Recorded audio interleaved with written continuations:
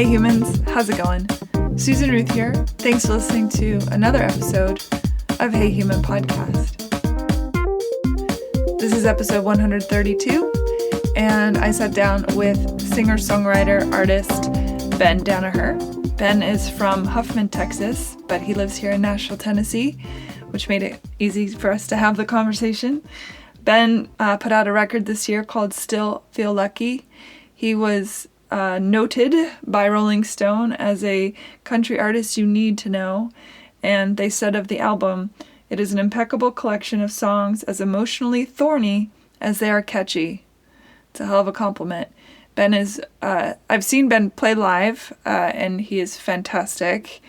Very honest music, which I personally think is the best kind, especially in a world that tries to run away from vulnerability. Ben seems to grab hold of it with both hands. He is going to be doing some shows in Texas coming up, a couple in DC, something in Nashville. So I just thought I'd go through that really quick for those of you who might want to go see him. On December 10th through the 12th, he's playing Main Street Crossing in Humboldt, Texas. On December 13th at Green Records in New Braunfels, Texas, and what else? 12/14 at the Fredonia Hotel in Nacogdoches, Texas. I can't believe I'm getting these pronunciations. December 15th, Ridgely Theater in Fort Worth, Texas. On December 21st, Hill Country Barbecue, Washington, D.C. December 22nd, the Capitol Ale House Music Hall in Richmond, Virginia. And for those of you here in Nashville, Tennessee, he'll be playing on January 25th at the Little Harpeth Brewery. So if you are in any of those places, I highly recommend checking Ben out because you will not be disappointed. He's very, very good. Ben and I talked about all sorts of really interesting things about his family and his process and his heroes and what he's trying to accomplish. We do some deep dive. We get pretty philosophical and really enjoyable. A quick corrections from last week's episode with Christina Zanato. She not only looks at the tiger shark, but also many different species of sharks within the Caribbean reef sharks. So the tiger shark is one of those species, but there's a handful of others as well. So I just want to make that correction. So anyway, there's that. Okay, the usual stuff. Social media. Hey Human Podcast can be found just by looking for Hey Human Podcast on Instagram and Facebook. My personal social media on Twitter, Facebook, and Instagram is Susan Ruthism. You can email me, Susan at Hey Human Podcast. And also, if you are around iTunes, go on iTunes and rate and review Hey Human as well. I really appreciate that. And also, if you shop Amazon and you are so inclined, please go to heyhumanpodcast.com. You'll see on that front page, there's an Amazon portal. You click on the portal and you shop on Amazon as you normally would, and a little bit comes back to Hey Human Podcast, which helps support the podcast, and I appreciate that. I think that's all the news that's fit to print, as they say in the, 1890s? I don't know where that came from. Thanks for listening, and here we go.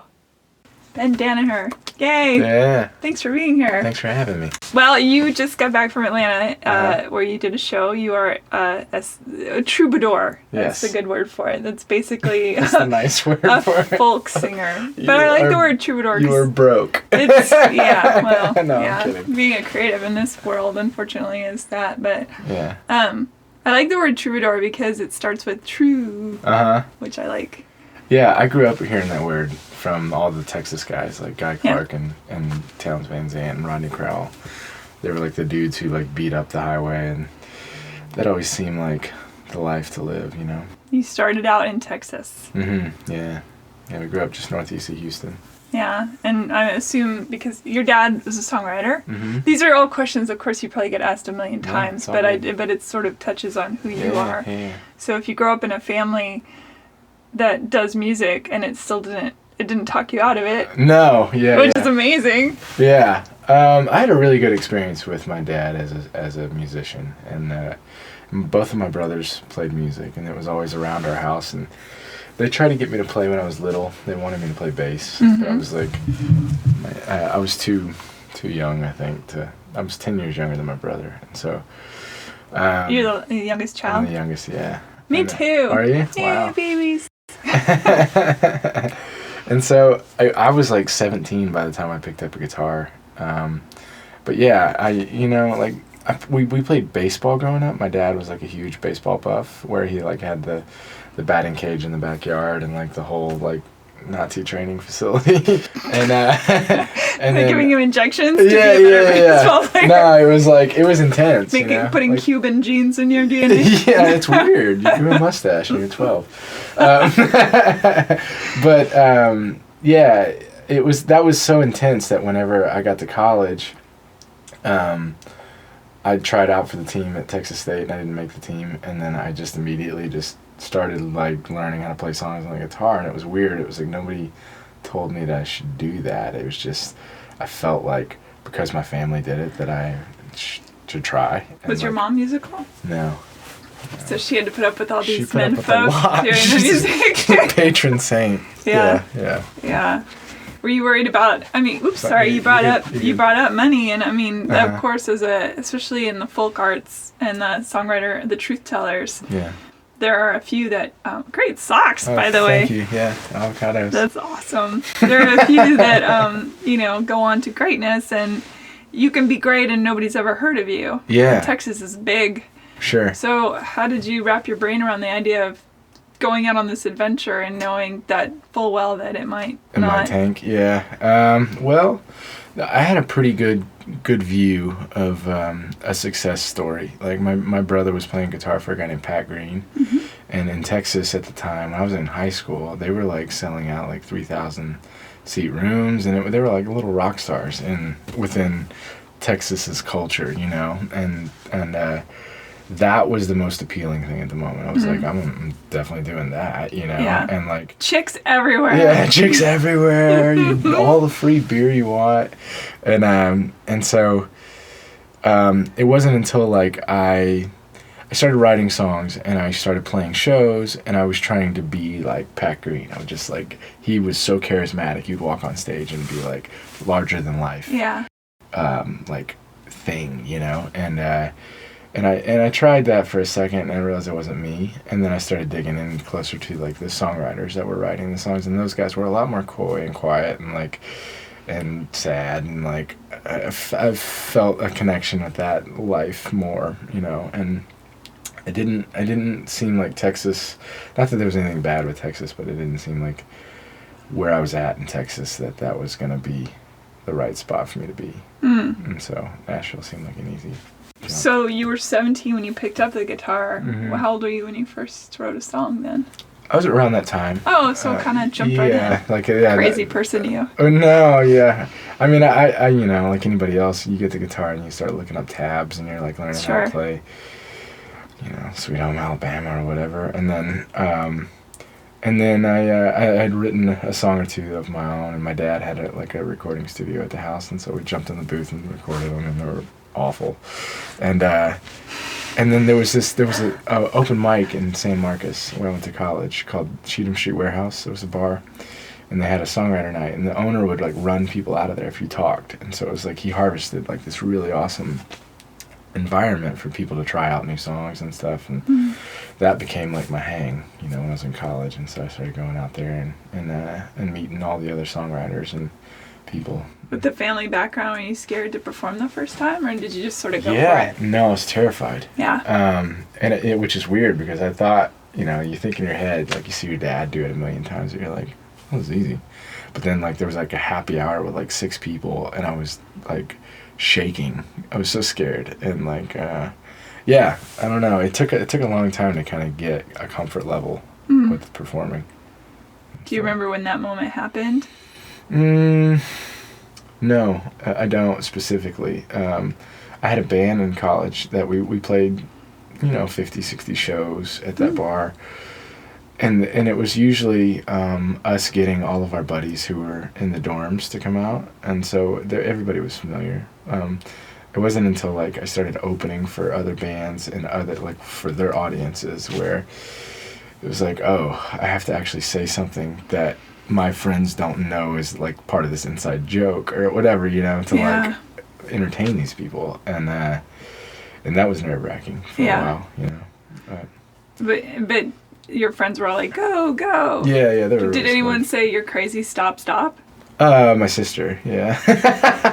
Out of love, you know, it wasn't like a negative thing, but like, and she never, I don't know if she ever said that point blank. It's more of like a, hey, what are you doing for retirement? Or what are you, you know, like, health insurance? You know, like that kind of stuff.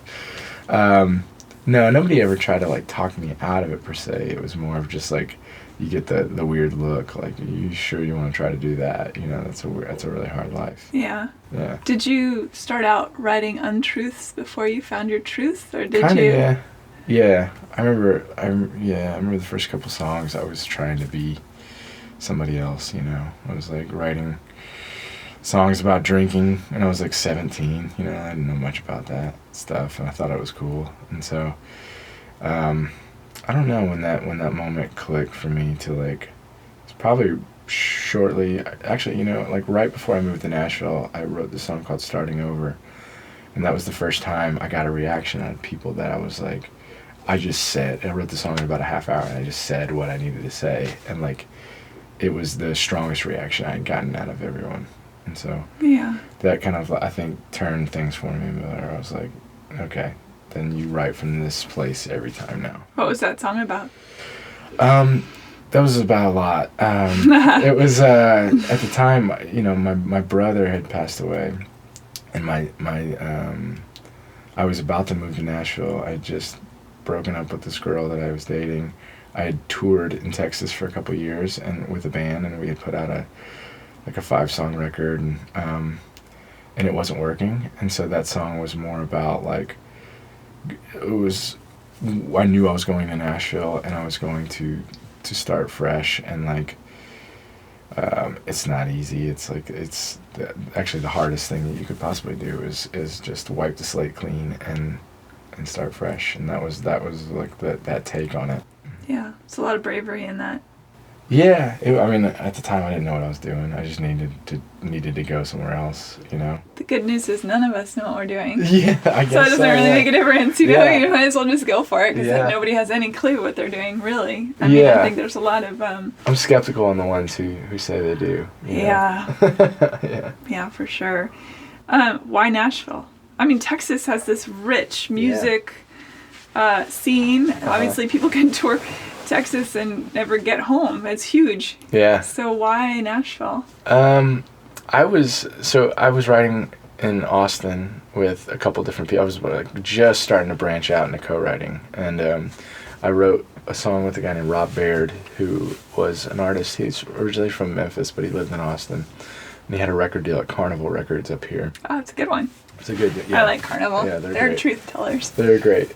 And so that was like the best introduction to Nashville that I could have gotten, you know, was he recorded the song we wrote, and then I connected with the A&R girl, or the label person over there named Courtney Gregg, and she took me on, and it was able to help me get co-writes when I started flying to Nashville, because I was like, I don't explore, like, this is what people do. I should go up there and see if I can get co-writes and like start to do that. And so I did, and things started to feel more at home there, with just like that level of grind. I think like I wanted to be a professional songwriter, and like I saw how many songs got churned out, and it was crazy. And then there's a guy named Alan Shamblin, who's from the town I grew up in. Very famous songwriter. Yeah. And he and my dad were actually really good friends, and I had a long conversation with him about Nashville and Texas, and he kind of broke it down. He was like, you know, who are your heroes? And I said, Guy Clark and Townes Van Zandt and Rodney Crowell. And he goes, guess where they all lived? And I was like, he's like, at least for a year, you know, at least go for a year and see. And and I got up here the first week I was here. He was getting inducted in the Hall of Fame, and he bought me a ticket to go to his ceremony. And like I sat at a table with him and his wife and his kids and his first publisher, and Wynonna Judd saying "I Can't Make You Love Me," and like it was like the most surreal like movie experience, you know, and that hooked me. Like I was like, welcome to Nashville, kid. Yeah, it was great. It was just like Oh people wanted to help, you know. Yeah. That was the thing. Like everybody I met when I flew up here was so willing to like give you all the resources. And I was like, not that Texas was not like that. Like Texas had a lot of love for you too, but maybe they just didn't have the wealth of resource at the time. And I read somewhere that your dad helped Alan when he was cutting his teeth, as it were. Yeah. So my dad is older than him, and and Alan would come, you know, help him carry his gear and ask him a million questions about the music industry and like or performing. You know, yeah. One story Alan tells is about Alan was scared to perform, and my dad told him you just look right over their heads, you know, and I don't know if that's great advice or not, but Alan remembered it and talks about it, and so it is cool to. That thing works in a full circle, you know. Like I call Alan all the time and we talk. Yeah. And he, you know, talks me off the cliff. Off the cliff, yeah. That you're staring over. All of my fears, you know. Yeah, I do know. I think it's really cool that because I think a lot of successful people, not all of them, but a lot of them forget where they came from. And I think we as fans of music or arts in general, or maybe even in business, that we look to the people that have quote unquote made it.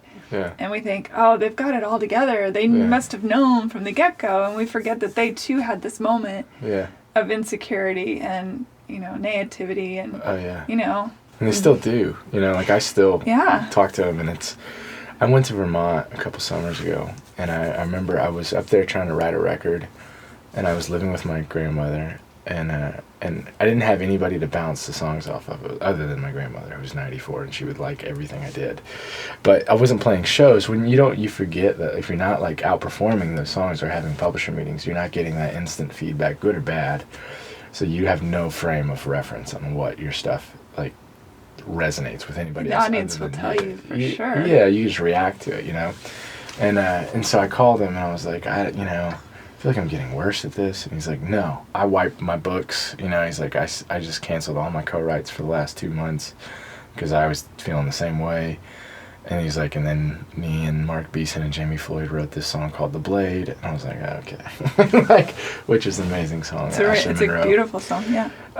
But then, you know, we talked a couple months later after I got back to Nashville, and it was the same thing. It was like he was frustrated. He had 2 holds on the Tim McGraw record that got dropped, and a song he wrote with Pink that got dropped all in the same week. And he was having to recenter himself, and it was like, this never stops, you know? And that's part of it. We must be lunatics. Yeah. It's almost, you hate that he goes to it, but like at the same time, it's the human side of him that you're like, oh, okay. Like, I can chill out a little bit now because this isn't the end of the world. This is just a bump in the road, you know? Yeah, and that humanity, that moment of realness is what helps shape his truth as well. And to be able to see it in each other. I mean, Nashville to me is a double-edged sword, you know. It's, I think community and communion is so important in songwriting, and there is a lack of that as well as a wealth of that, just depending on the day or the hour. Sure. You know, and like we can listen to the radio and just, I, for myself, when I listen to the radio, a lot of times I think, really? Like, what's the point of even putting that in the world? Right. You know? Yeah. If it's the whole reason songwriters exist, right, is well, they have to get out whatever it is in them. God help us. But also, we are the mouthpiece for those who can't feel something or don't know how to say it, or maybe they just need a friend in that one moment in the middle of their living room when they just broke up with someone, or they just lost somebody close, or they're in the happiest moment of their life, and then that friend is coming through the radio or the iPod or whatever it is, and I don't know, I get bummed out, I think, when I hear, especially in the genre of country, which has its roots in folk, obviously, in the Americana and the blues experience, where those are real stories. So I get so sad when I don't hear that being represented. And it just means I'm getting old. I don't know. No. But it's hard. No, I wonder about that. The evolution of country music is funny. Like, I remember when Garth Brooks came out, my dad was like, this is crap. This is not country, you know? This guy's out there, like, dancing and doing it. And now our generation, or my generation, is like, that's classic country, and you're like, no. Well, not that there's anything wrong with Garth Brooks. I think he's great. But I think that's going to, like, in, you know, who knows, in 30 years we'll be like, remember when country was good? Like, when I know. Jason Aldean was country now or something? Like, I hope not, but, like, I don't know. It is an interesting question. Or will it come back around? I just read some article that said, 90s country is coming back. And I was like, well, at least those are stories. Yeah. You know, and the people like Alan Shamlin, or the Mark Beesons, or the, the ones that wrote those kind of songs that can't get arrested, Yeah. Except on Americana. They get arrested on Americana, I guess. Yeah. Yeah, I don't know. It's I don't know if those guys think about it at all. They probably don't. They go in and they try to. They have the luxury not to, though. Yeah, that's true. I mean, I try to not. I try to have that luxury too. So I look for other ways to supplement income because there's the way I look at it, you have so much energy creatively to invest. You've got and people are like, well, why don't you just go write a truck song and then you can live off of that? And then it's like, it doesn't work like that. Like, Dallas Davidson is writing those songs every day, and so I'm not going to waltz in and try to write a truck song and beat him at that game, and he's not going to waltz in Alan Shamblin's world and write a song of the year that like it. I mean, I don't know, he's pretty talented, but it's I know what you're saying, though. No offense to Dallas. I get what you're saying. Yeah. But it's just, that's his... And now here he is. Dallas, why don't you come on in? Yeah, I'm like, oh my God. That'd be amazing if that happened. Punk episode. That's funny. But, I forgot where I was going with that. You stay in your lane. In your lane, yeah. I think there's always going to be something with what you do creatively that you don't like. Like right now for me, I made a record that I love, and I love everything I'm saying on it, and I'm putting it out in the world, and it's exceeded whatever reaction I thought I would get from it. But still feel lucky, that record? Yeah, that record. The new one, yeah. And there's so much work to do that I didn't know I was gonna have to do, like to promote it, or to I feel like I'm constantly on my phone, like just tweeting about shows and like different things, and it's that, or it's you go write at a publishing company and write songs that you might not want to write, and I think there's a battle somewhere. I would rather put the work in on my own voice, I guess, than hallelujah, brother. Yeah. I don't know. I'm preaching to the choir on that one for sure. Yeah. Let's go back a little bit. So, how many records now have you put out? Is this the second or the third? So I put 2 EPs out. This is the first full-length record, but the first EP that I put out was in like 2007 maybe, and that one I kind of wiped from the internet. I understand that too. Yeah. Mm-hmm. And then Starting Over was the second EP that I did. And that one came out in 2013 when I moved, like 2 years after I moved here. Okay. So you haven't even been here very long, really? 7 years. Oh, are you getting the itch? No, I feel good about it. In some ways I feel trapped because I feel like everybody's coming here for the same reason. And like, you see other people like, I'm just going to go to Seattle, or I'm going to go to Chicago, or live here. That sounds great, but I don't think I can do what we do anywhere else, like New York or LA maybe, but like, I don't know. But what you do you write a lot with other people? Yeah. I just feel like there's things I've gained from living here and being in proximity to all the other stuff going on. That, the way Alan put it was, there's things that happen in Nashville in 2 weeks that would take you 2 years in Texas. just because you're there. And like there was a slow pitch softball team you're on that you ended up with 4 co-writes on somebody's record or something, you know, like that kind of stuff. I have to take up baseball. Yeah, no, I mean that was like a small example. Yeah, you know, but like makes sense. Yeah, you have to. What do they always say here in Nashville? To be here, be present. Must be present to win. Sure. Is that it? Yeah. I think that's just true in life, though. Just be present in your life. Keep showing up. It's easy to check out. There's a great quote Alan has about songwriting where he talks about, you know, you're not going to catch a wave on the beach. Like, you have to get on the board and go out into the ocean every day. And, like, talking about writing every day. Sure. It's such a true analogy, I think. Like, even if you feel like you suck at it, it's like, you're not going to win. Do you believe that people are either born with the innate talent or not? Or do you think that if you're not, there's really, you can only learn so much, but if you are, that's where the acceleration happens? I think that's a wide conversation because it is, if you have to have some of it to motivate you, or like some kind of reaction I think you get from people that says you're in the right place to be doing this. Yeah, I mean, I feel like you can work at anything. Yeah. But singing, maybe that's different. Like, I think some people cannot sing. Yeah, they've made whole careers out of it. Yeah. That's funny. But I don't know. Songwriting, I feel like that's something that it's like anything else, if you worked out enough, you know? Yeah. I don't know. I had to think, like, that you're privileged because you write songs. It's like, you're lucky to be doing it, but I don't know if, like, I don't know if it's up to us sometimes, like what we're writing. You mean because you're a conduit? Mm-hmm. Yeah, I agree with that. Yeah. Friends of mine who have quit, I've said, please give me your secret. What is the secret? Yeah. I'll drink the potion right now. What do I need to do to stop? Because it's a sickness. Yeah. Nobody in their right mind would choose the creative path. Oh, I know. We must be touched with madness. I know. I had a friend of mine the other day, like, my daughter's really into singing. Like, where should I send her after high school? You're like, law school. Yeah, like, why would you do that to her? It's child abuse. Exactly. Damn supportive parents. What were you thinking? Yeah. I remember my ENT doctor back in Seattle. He had a band. They were called Code Blue. And awesome. And I just thought that was so funny. He was the lead singer and songwriter in this band.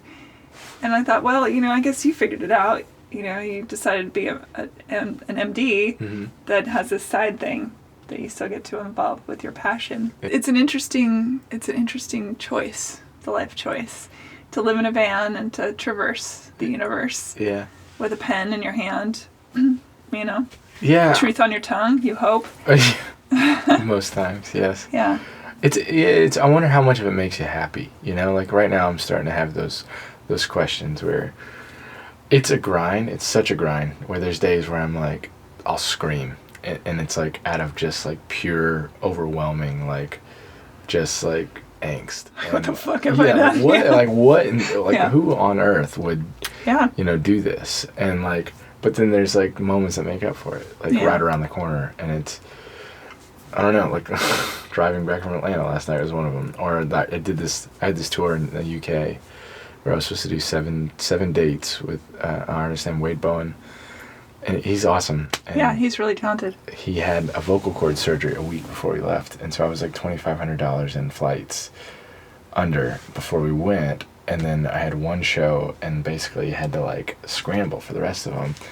And then Lori McKenna asked me to do like 3 shows in the Northeast, so it was like logistically trying to figure out this, like, I felt like the guy on the chalkboard with the ladder, like trying to figure out this math equation of just travel, and then you're like getting 3 hours of sleep a night and you're jet lagged, and like, which is hard on the voice anyway. Yeah, it was like, and the mind. It was one of those moments where I was like, why? Like, this is where everybody jumps off the boat, and somebody had a good point. They're like, this just proves how much you're willing to fight for it, and at the time, I was like, thank you for saying that, because that's a great battle cry, but I'm still I'm still melting down, Yeah.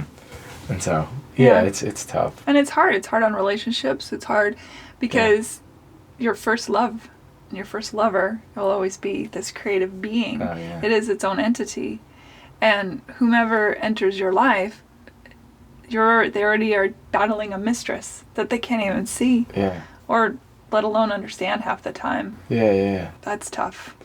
I know. Like, I talk to, like, people I went to high school with, and their lives are so much simpler. And it's like, oh, my God, I envy that. You know, like, I envy that you put everything into your marriage, and you have your kids, and, like, you go to your work, and, like, that you know how things are going to shake out for the most part, you know. But, you know, we don't know where our next record's going to come from, or how we're going to be able to do it, or how many more quesadillas we can eat in a week. Yeah, totally. Yeah, I don't know. It's interesting. It is interesting. I had mentioned when we were pouring coffee upstairs that my uncle passed away, so I was up at his memorial in Baraboo. It's a very small town. I don't know, like 12,000 people. And, you know, we set up the thing, and people brought potluck, and it was in the local coffee shop, and people from he was a professor, so people from the college came, and then he was very political, he's super liberal, you know, blue guy, and so, and his wife, my aunt, passed away a couple years prior. They were beloved in this town, and, you know, over here was all the political people, and here's the neighbors and friends, over here are the professors, and I was an interloper. You know, watching all of this happen, I represented the family because my cousins who are in LA, they couldn't come to this. They had a funeral in Los Angeles, but they couldn't come to this. And so it was me representing my dad, and, you know, whatever. Yeah.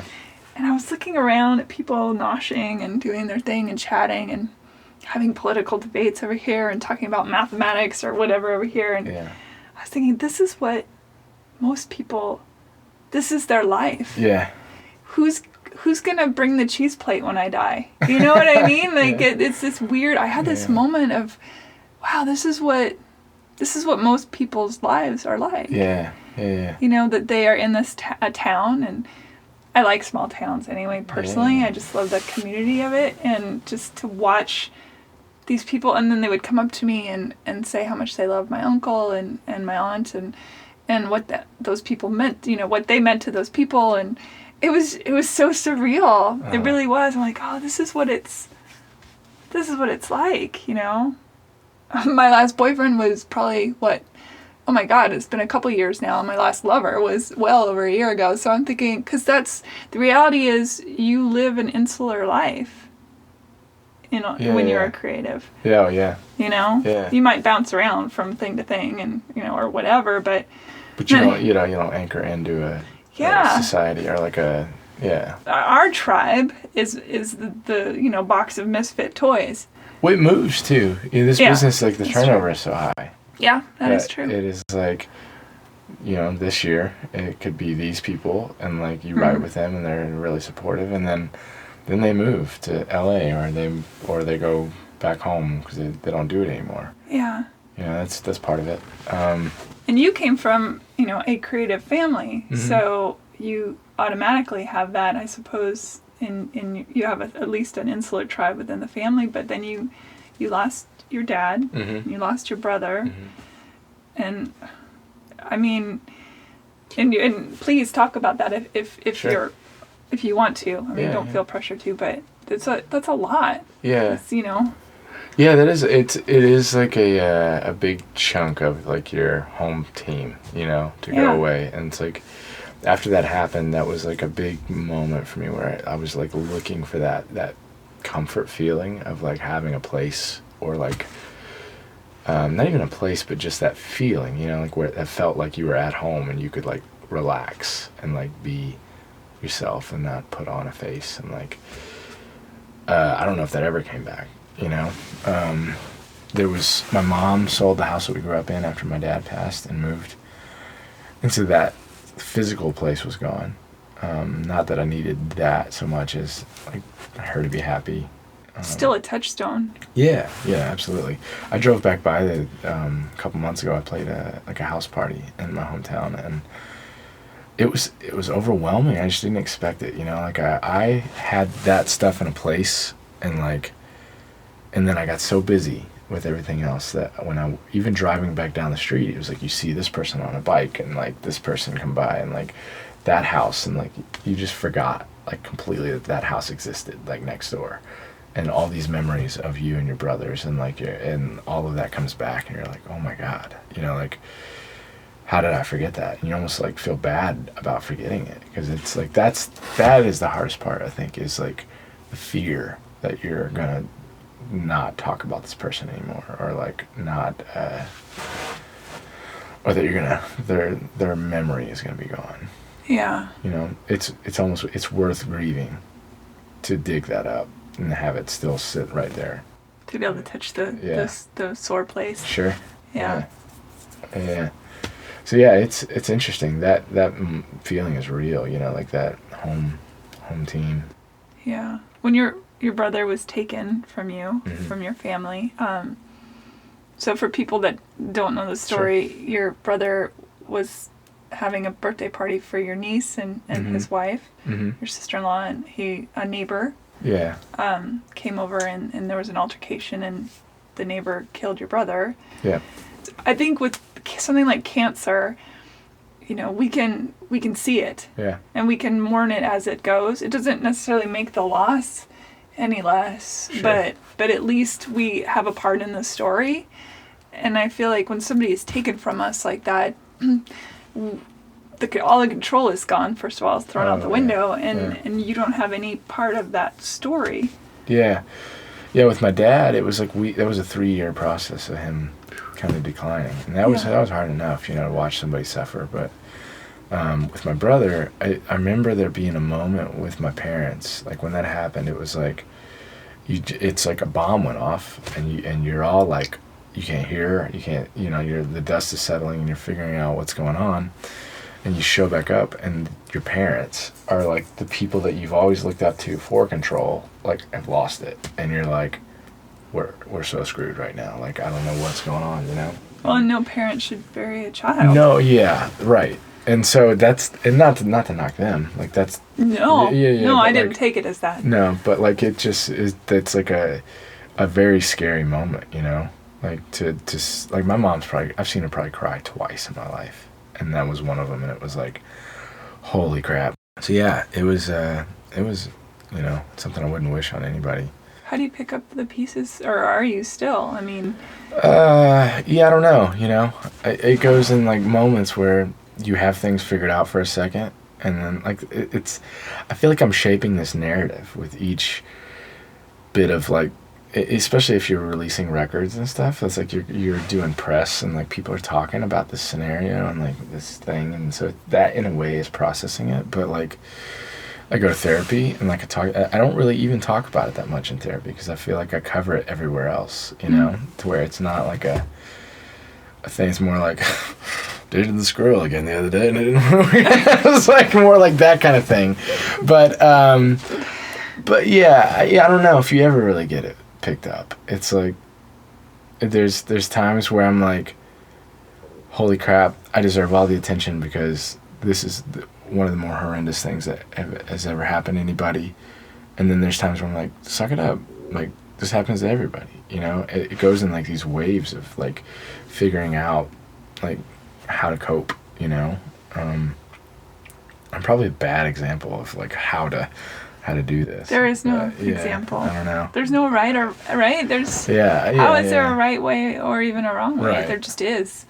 But yeah, I don't know. We're all doing the best we can. I don't know if there's a real answer to that. It's like, it's just hard for the rest of your life, you know?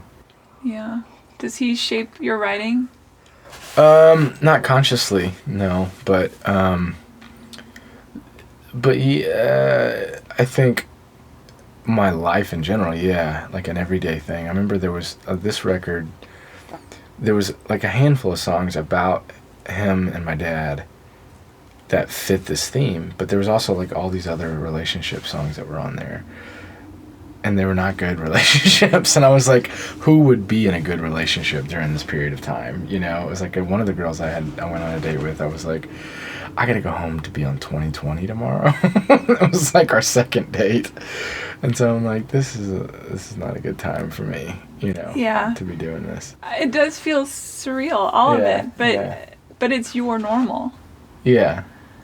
I think that the relationships probably that, and again, this is conjecture, but I think that the relationships that must work in that realm are the ones where it doesn't faze somebody. Yeah. To say, I'm going to go do this thing, and you say, okay, have fun. I'll see you, you know, when you get back, or whatever, you know, the normalcy. Mm-hmm. And I think we creatives across the board, whatever it is we do, we're sold this bill of goods that we are somehow other or strange or shouldn't or can't fit into this realm of possible normalcy. Huh.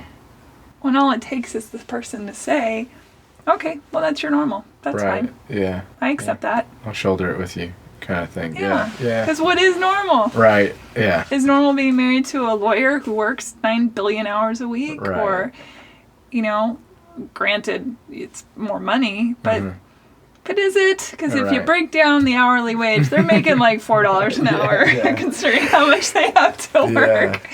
So, yeah, it's an interesting question. The title of your album is great. Thanks. Yeah, talk about that a little bit. Yeah. So, I mentioned I went to Vermont for a summer. My grandmother was 93 at the time, and I was like, I'd taken a ton of publisher meetings. I was like, I'm getting a publishing deal. And so I went into all these meetings and I was playing them songs and everything was sad and slow, and they were like, cool, we'll call you. Or, you know, like, it wasn't that bad. It was just like, they were like, this is cool. This is, you know, obviously not sellable for radio. And I'm like, okay, I get it. But I was still frustrated. And so in a selfish way, I called my grandmother and I was like, do you have a room open? Like, can I come up there and like spend a couple? And she would, of course, was like, yeah, like, come on up. You know, I have like, so much pudding. Yeah.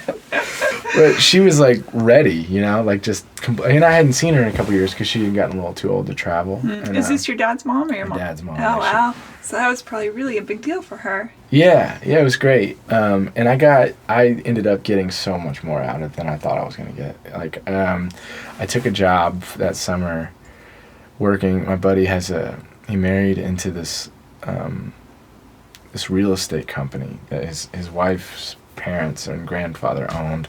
They basically owned all of Vermont, basically. And I would go out in a company truck with like 16, 17-year-old kids, and we were painting like Buffalo Wild Wings parking lots, and like, and then I would go home to my grandmother's house. I would do that three days a week, and I'd go back to her, and like we'd hang out and watch Dr. Phil, and she would show me how to cook, and like, God, that's awesome. It was great, but every day she talked about how lucky she was, and I started putting it together. It was like, here I was, and not to diminish anything that I'd gone through, because it was pretty heavy stuff, but like, this lady had lost everybody, like even her sister at the time. Her sister was like, they had this like, they're like really like kind of rude to each other in an old funny kind of way. They're like, oh, she didn't come to my funeral, or she's not going to come to my funeral, I'm not going to hers, or something. You know, it was like it was like that, like cut and dry with death, you know.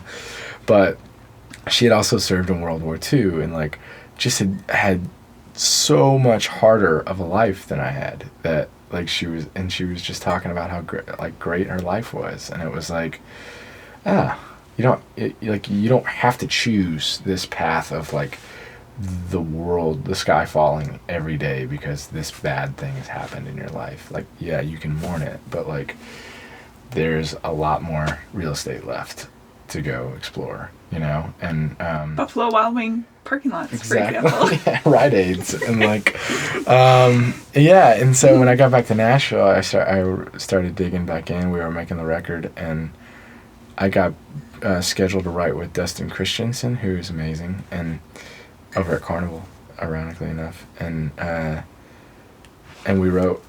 I think we were writing like a song about just like being a solid human being and like an adult and like somebody who'd stand up on their own 2 feet, And then that line came out, and we were like, oh, that's interesting, you know? And, like, we just chased it into that song, and it had enough tempo that the record needed it, and the narrative, like, it was, like, just this thing that just, the last piece went into the puzzle, and it was ready to go. Yeah. It was interesting. Did your grandmother have good, wise grandmotherly wisdom about the fact that she'd lost a son that was your father?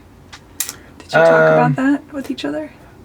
A little bit. She was so proud of him, you know, and it, especially with the music stuff, because he never had a break in it, and that was interesting because she was always his biggest cheerleader, and like she was like, I don't understand why your dad never ever made it. It was always almost like so loyal to where I would play a song and she would talk about him, and it was like, okay, grandma. You know? That's sweet. But it was sweet, yeah.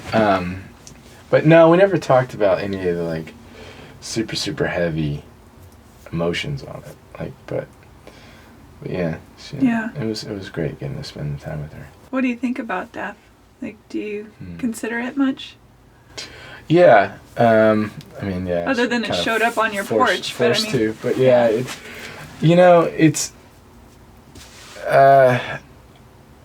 I've looked at it in a different way lately. It's like the people who are dying, are going away. You don't mourn for them.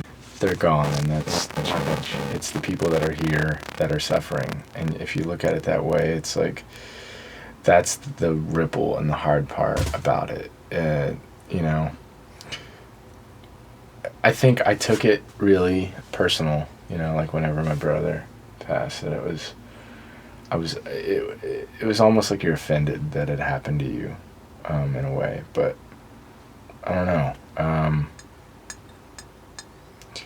But then, like, you go, like, I lived on the end of the street in East Nashville, and there was a funeral home, and the parking lot was full every day. And you're like, oh, you know, I'm not so special. Like, I mean, it this happened, and it sucks, but this happens to a lot of people every day. And, like, that's just part of it. You know, not to be, like, morbid or, like, cold about it, but it just is, it's just a part of life. How do you feel about the man who did it? Is there forgiveness there, or is there just a don't go there at all, or? No, surprisingly, I don't know, you know, it was tough. That was really hard. The trial was tough because, like, you show up to this courtroom and, like, you're 10 feet away from him and his family, and, like, there's nothing separating you from his mom on this pew, and, like, he's sitting like 10 feet on the other side of this like wooden barricade from you, and you're watching this video over and over again of your brother getting shot, and like Jesus, it's one of those moments where, like, one, you're pissed that, like, that he's not taking responsibility for it because he claimed that he was in self-defense, and so that was his alibi and it was his defense team's thing, and it was almost insulting to me and my family to sit here and go, like, why are you not at least saying, like, I did this, you know? I'm like, sorry. Yeah. Yeah. There is a part of me that, you know, for whatever reason, like, I'm not justifying what he did or, like, saying that there was a lot of things on his character that came out that were like, this probably would have happened to somebody if it wasn't my brother, but there was also, like, a circumstantial moment in that moment that it just happened, you know? And so, I don't know, it's like, hey, do you think he woke up that morning and was like, I'm gonna go kill Kelly Danaher? I don't think he had that in his mind, but, like, I don't know, it's hard to let it go, you know? It's hard to go, or say it was an accident. I don't think it was an accident. You know, it wasn't an accident in the. I don't think somebody brings a gun without intending to use it. I mean, so to me, that seems premeditated, having read the article about it. Yeah. Yeah, but as far as, like, I guess forgiving him, I don't know, you know? I think I put him in a spot where I just don't want him to come back. You know, if that happened and we're having a hard enough time coping with it, and, like, he'll appeal every now and then. And he got off once, and, like, we had to redo the trial. And it's like, oh my God, dude, like, go, you know, like, stop. But yeah, as long as he's there and, like, everybody can, like, regroup and like try to at least like pick everything up, then that can live like that, you know, and that's probably where it'll stay. I don't know. That's probably not like the purest way to look at it, but I don't know. I think it is exactly what it's supposed to be. Right, yeah. Yeah. I mean, who's to say, right? Mm-hmm. Everybody gets to have their own experience. Mm-hmm. Mm-hmm. Do you ever dream about your brother or your dad? Do they come to you in dreams and give you any kind of information? Or I haven't had like a really vivid dream in a long time, other than like a serving dream. Like I bartend at wait tables, and so like I'll have one of those where you're like waking up sweating, going, "Oh my God, I didn't bring chicken tenders to table 43," you know. But like, yeah, every now and then it'll come to me, and it's like, it's always sweet, you know. It's never like a negative thing. It's always like I feel lucky if it's there, you know. mm-hmm. But do you believe in an afterlife? Or for that matter, in a higher power or any of that stuff? Yeah, you know, I pray and I believe there's something more than us. I don't know what it is. You know, I haven't like I'm not an expert on religion or but I don't know that it's a religious question. No, yeah, it's interesting. I grew up Catholic, and like we were raised around Christian principles, but you know, there was a period of time there where you get to be like who would do this to, you know, people that they like. What kind of God? You mean? Yeah. My mom really struggled with that, you know. She still does. Yeah. Does she talk to you much about the fact that two people she loved so dear were taken from her? Not in a that like plain way. She'll reference it, like it'll be like, if you're struggling with this, if I can go through this, then you can, you know, like do that, you know, like in kind of like a supporting way. And she's mentioned the religion thing like that, like needing to take a break from that for the moment. Yeah. She's not the kind of person who like, let's round table this and like, ever with anything, you know, like it's like it's a generational thing too, maybe. Yeah. But she's actually, I'm really surprised at how well she's doing, you know. She stays really busy and like she seems happy. That's good. It's good, yeah. Happiness is quite the commodity these days. Yeah. You know? It is, yeah. It's hard to come by. It is, it can be. Mm-hmm. Do you think about the fact that, like cancer is a specter in its own right to everyone, whether it's touching their family or not? Now that it's touched yours, do you worry about that with your health and stuff? Or because I know did you quit drinking or you cut back on drinking? No, I quit completely. You quit, okay. Yeah, and it wasn't like a physical health thing, it was like a mental health thing for me. Mm-hmm. Yeah, I mean, I probably should be more concerned with. What kind of may I ask? He had it was rectal, and then it moved to his liver and his lungs. But yeah, I don't know how he got it or how it like started there. But I have a big place in my heart for people who are dealing with cancer and having to go through that, because it's one of those things where you watch somebody's body change so much like that, like with whatever treatment they're going through, or just that rapid kind of like decline, and then it's tough to, you know, even in the years that they're there, yes, you're grieving that loss of the. It is very weird to see people waste away, first of all, and then it's like cancer becomes this marionette that's just keeping these skin and bones moving. Yeah. You know? It's the puppet master on this poor body that how can it take any more? And yet it somehow does. Yeah. And then it doesn't. Yeah, and it comes and goes for some people, and that's what's crazy. It's like just like this thing that just comes back to haunt them, you know? Like I can't imagine living in that fear. If you had it, then you're like scared you're always going to have it again. Or like, I don't know. It does beg the question about, you know, what are you doing right now? Mm-hmm. is our life always in the future, or is it ever in the palm of our hand and we're looking at it? Yeah. And why is it so scary to just be in the moment? We're always either in the past or the future. Yeah. What is it about this moment that is so... I mean, it's happening, so really, what is there to be afraid of? And yet, here we are living over here, or living way back there. Mm-hmm. And that is even more ridiculous, having been a person that's obsessed over the past before, that you really aren't going to do anything about that. Yeah. That just is. So to even give it a second thought it seems like such a waste of energy and your heart, but boy, it's sure hard to not do it. Yeah, that's true. I don't know what is so terrifying about allowing yourself to like just be present. Yeah. I tried to take a nap today, and it was like, I woke up, heart palpitations, like, oh my God, I gotta do this, and this, and like, or, I don't know.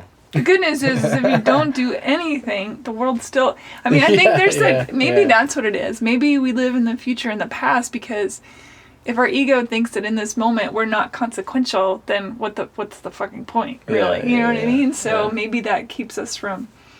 Maybe it's our ego that keeps us in all those different directions. Yeah. I don't know. No, I think that's true. Yeah, it's like a slap in the face if you don't get to where you're hoping you would be, you know? Like, nobody's, like, judging you on that. Most people are so concerned about themselves, they don't even notice you. Yeah.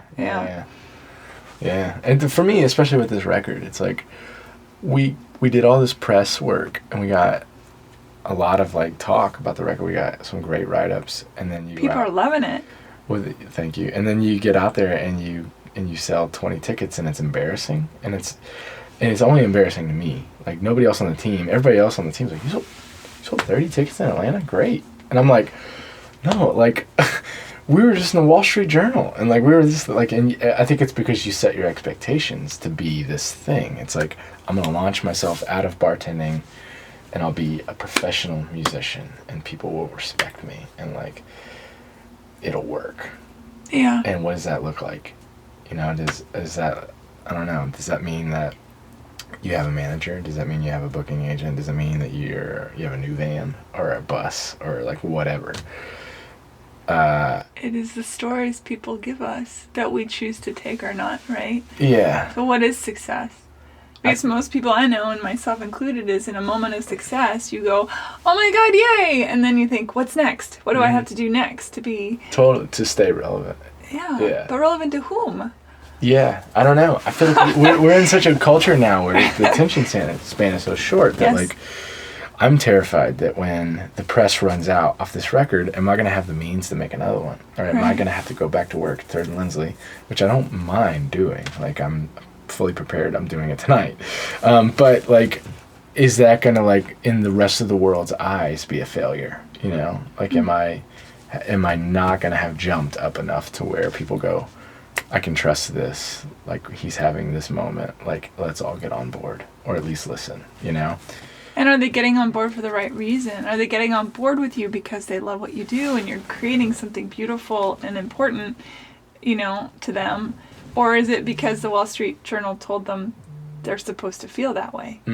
So which is more honest, you know?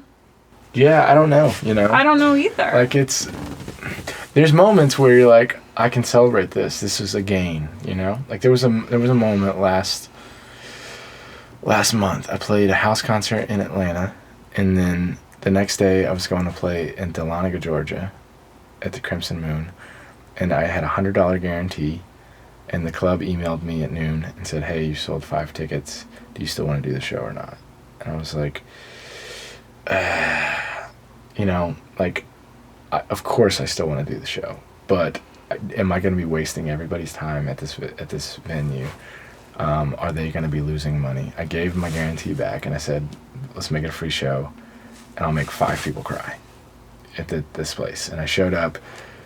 Like 20 people ended up coming in just by walking up and seeing what was going on. And then last night in Atlanta, this guy shows up, and he's like, saw you in Dahlonega. And I was like, we won. Like, that was enough for me to go, that was worth doing the show. And that was a small moment where it was like this gut check, like, you did the right thing and at least rewarded. He brought 2 people, so there was, you know, I doubled my fan base in Georgia. It's great though. I mean, and if you think about that, like if you're looking out at an audience of 3, and one person is moved to tears, or you know, you've told their story somehow, and that's a big deal. And then let's say you go and do a show for 3,000, and 2,999 people are like, "Ah, good show," and they leave. But one person was like, "Holy fuck!" Yeah. What's the difference? What's the difference? Yeah, that's true. Yeah, I guess by like the music industry standards, it's like, fuck them. I know, and their measuring stick is all social media, you know, and that's hard because it's like. But see, that's eating pace to me. Yeah, totally. The whole, when I hear stories from friends about how they've sat in rooms, you know, on the other side, on the evil empire side of, you know, they're in their publishing meetings, and are they going to sign X writer because he or she is an exceptional writer, or Y writer because they have 10,000 Instagram followers, but they're a shitty writer, and they go with the shitty writer. That's on them too. Yeah. Because, and I say it all the time, I believe people will rise to the occasion. I believe their ears and their hearts and their souls and their minds will rise to the occasion, but we do not give them the opportunity because we just keep giving them paste. Oh yeah. Well, you know? And everybody gets distracted. I know. So they can't see. So all we can do is just show up and be the very best of whatever it is we are, and create the things that move us, and know that if it's moving us, it's moving someone else. And this is advice I have to tell myself all the time. Totally. It's hard to remember because, my God, will it beat you down? Yeah. Yeah, it is weird to go out and to have people physically sobbing after your show, and then to come back to Nashville and just be another drop in the bucket, you know? I don't know. I see people like Marty too, who Marty Dotson, the girl, because there's 2. There's a boy and a girl. Yeah, I don't know the guy. Marty's a delight. I think she's epically funny. Completely inspired by her. Yeah, she's wonderful. She writes from a true place, and I hope that you know she never goes away in this business. A great example is the song she wrote about the date rape song. About the quarterback. Yeah, that song is so important, and it was so well done. Yeah, beautiful, and you know, people talked about it for a second, and then it went the way things go. But the fact that she created that, just like Dave Berg and Deanna Bryant and Sarah Buxton wrote Stupid Boy. Yeah, yeah. And the song Ticks got to #1, Brad Paisley, right? It's a funny song. It's fine. Stupid Boy made it to #2. It did not surpass Ticks. Wow. Totally different songs. Yeah. Let's, for sake of argument, let's just look at the 2 songs and go, okay, funny song, great. Stupid Boy, incredibly important song. Quarterback, incredibly important song.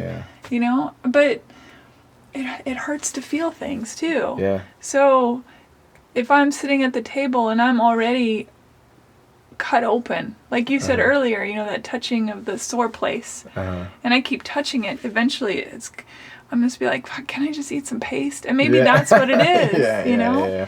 Because we're browbeaten by feelings. Oh, okay. You know what I mean? Yeah. When we walk out the door, when we read the news. Oh, you're saying like you want a relief from that. Maybe they do. I don't. Yeah. I like beat the shit out of me with your words. You know, I want to hear everyone's story. No, I believe in truth. I do. Yeah. And so I'm happy that people like you exist, or Marty, thanks. Or, you know, any number of truth tellers. Yeah. Or John Prines. Oh, yeah. Jesus, I mean, or Billie Holiday, or I mean, just throw a rock and hit one of these greats and in a line and go, oh my God, that, yes. Oh my God, that, yes. Yeah. You want to play something? Because I'm going to just keep waxing poetic otherwise. You're welcome to if you want to. Sure. You don't have to. No, I can do that. Normally have people play? Sometimes, if they want to. You don't have to. I could cut all that out and be like, I never asked you. No, well, I'll do one. Okay. I'll do one. Fill up the beer bong. What song would you like to play? I'll do something new. Something new that... Not on the record new? Not on the record. Ooh. Newer than the record. Okay. I feel like everybody's gotten a chance to hear those. Yes. I wrote this with my friend Olivia Radine. I love Olivia! Yeah. She's one of my favorites. She's so good. We write together too. I love her. Yeah, she's a good egg. She brought this idea in, and It's kind of a song about being a parent, which is weird because neither one of us are one. But it's, I think we all kind of like had this, if we had kids, this is what we would want to say to them. And yeah.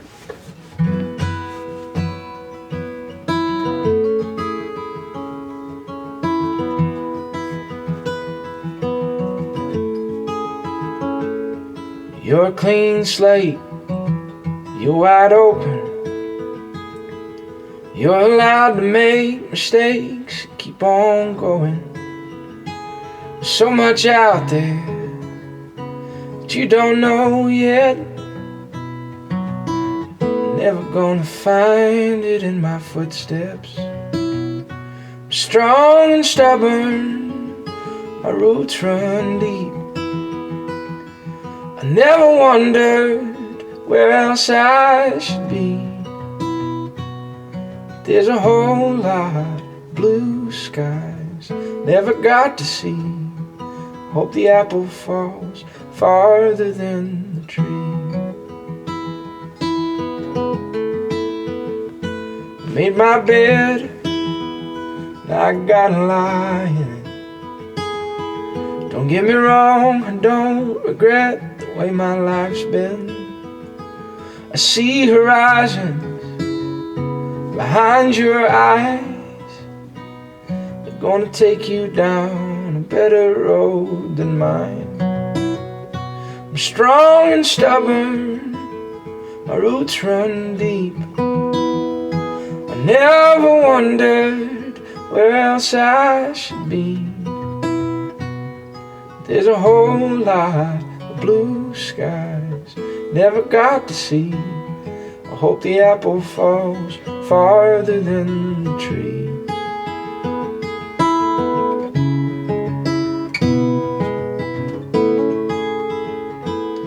I couldn't keep you here for any selfish reasons. Maybe some things grow a little when you leave them. I'm strong and stubborn, my roots run deep. I never wondered where else I should be. There's a whole lot of blue skies never got to see. Hope the apple falls farther than the tree. I hope the apple falls farther than the tree.